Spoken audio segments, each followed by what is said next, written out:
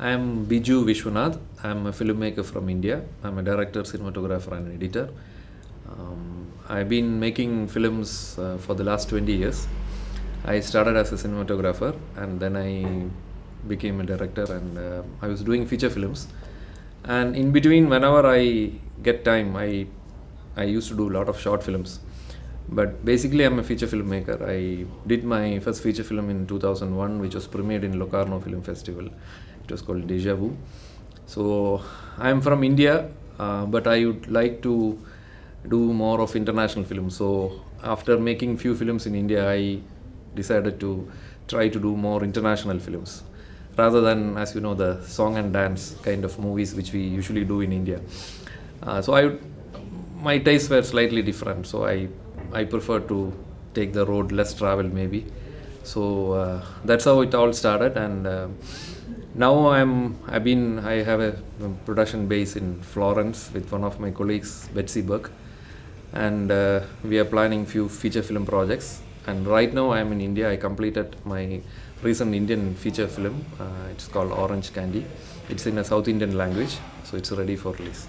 My dad was a screenwriter, so I used to accompany him to the shoots. So he used to take me to the locations where the movies were happening. And so I started my career as a child actor because I was more like a substitute. So in one of my dad's movies, the child actor didn't come up, so he was delayed or for some reason. And so since I was the writer's son, they asked, can you be a part? I didn't know anything about at that time, so that's how I was in front of a camera. But I found that I always found I'm a very camera shy person. Even now I am a bit camera shy. I am more comfortable behind the camera than in front of the camera. So that's how I got introduced into the magic world of cinema. But I was always more interested in, at that time they were shooting on this big 35mm big Mitchell cameras. So I was more interested in the lighting, the lenses and things like that. I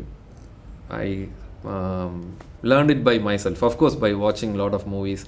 And then I used to do a lot of ad films, commercials. And so it kind of helped me to blend the skills of as a cinematographer and a director. So the movie is called Shadow Tree. It was in Swahili language, in African language. It was shot in Zanzibar, Tanzania. I had done films in different languages. I like making movies in different languages. I did movies in English, Irish, Swahili, Italian, but I don't speak Italian. So this Shadow Tree was based on, initially we had a feature film based on the same story. So I thought, let's first do a small movie based on that. And one of my producers, he's based in Zanzibar. So we decided to, basically that to me this movie is more about your faith. And of course it's also about environment, but more than environment, I believe that, especially being a filmmaker, you will be knowing it better. Like, you try to do certain things and you work for 2 years, then suddenly everything, for next moment you find out that you're back to square one.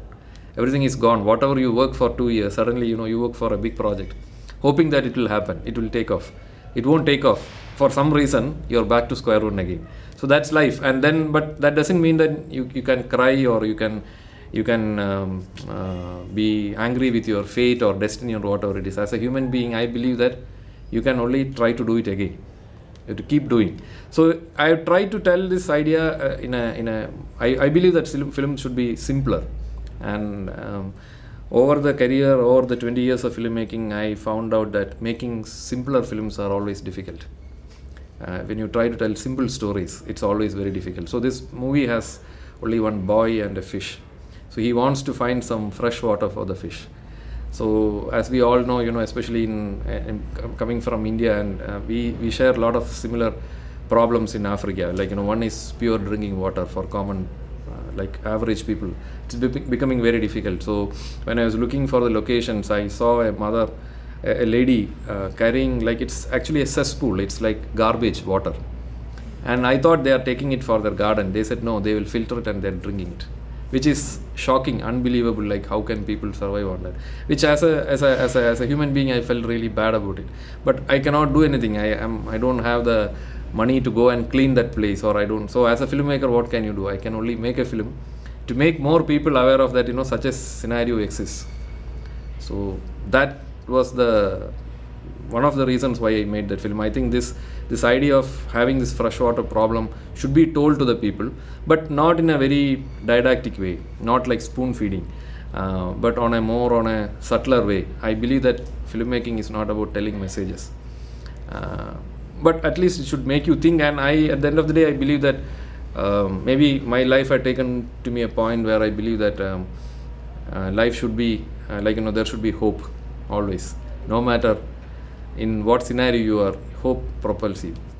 And I find short films very challenging in a positive way, because sometimes you have only 2 minutes to tell a story, and I believe that the briefer the better, because nowadays people don't have the patience to watch a 25-minute short film. They would prefer to watch something like a microfilm, like 2 minutes in their mobile phone. So for me, the biggest challenge is trying to tell the story effectively in a limited time. But it's good for any filmmaker. I think basically when you make feature films, one of the luxuries you have is you have unlimited time. You can tell a movie for 3 hours, because in India, as you know, the movies are longer, like 2 hours, 2.5 hours. But when you start making short films, you will get a perception that brevity is the soul of wit, like how to tell it in the shortest possible way. And that is one of the main difference which I felt about short films. And another thing, you don't have to worry about, you are free to tell anything. Because whereas if you try to tell that kind of a story, some stories are better told in 5 minutes. It will be more effective sometimes. Whereas some stories, you need a wider canvas. But I think short films have more possibilities than feature films. That's what I always feel. I believe that every movie should have a life of its own. So the great thing about being in online is that, even after 5 years, this movie is there. Whereas like most of the films I did in 2000, I don't have a copy of it, because most of them was around 35. Of course, it is archived, but the point is to convert it into a good quality, high definition video, it's going to be very expensive. So from film to when you convert it, but at least here you have the advantage, you shoot it, you just upload it. So and that way we have to be grateful that we are living in quite exciting times. I'm working on another feature film which will be shot in India, and also me and my partner Elizabeth Burke, we are planning to do one more feature film in Florence and another one in Zanzibar. So these are the major projects, and of course in between, whenever we feel or we get the time, I would like to do another shot. Skepto, I've been very impressed by Skepto because I've been to other festivals like Locarno, Busan, Berlin. But what I felt about Skepto was it's very informal, but it has got a very nice positive energy to it. So in fact, I'm really enjoying it, and it's a beautiful festival. That's what I was. And this Francesca and Stefano, they're two really wonderful human beings, because they are the kind of pressure to do something, especially when you try to make a film festival happen with limited resources. So they have been I've always seen them with a smiling face. It's very tough to get things done, and there is one positive energy here, and the people are very nice, and it's a beautiful place, and it's one of the best festivals I've been recently. It has got a very nice atmosphere, and I think it's a festival with a soul, which I think in my small experience many festivals lack that. They are big, they may be big, but they lack a soul. But I think Skepto festival has a soul.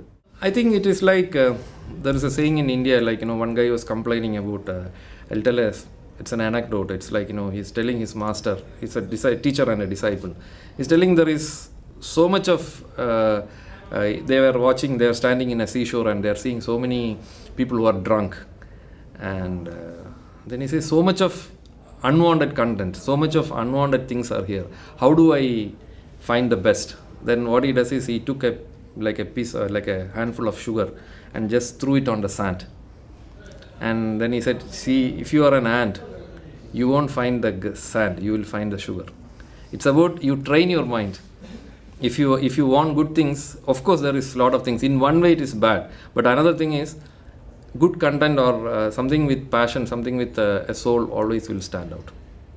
There will be a lot of, if you are running a festival, how much of movies you may have to watch, or if you're browsing on at YouTube looking for some interesting short film, you will be flabbergasted by the kind of amount of material there. To answer your question, I think good content will always find an audience.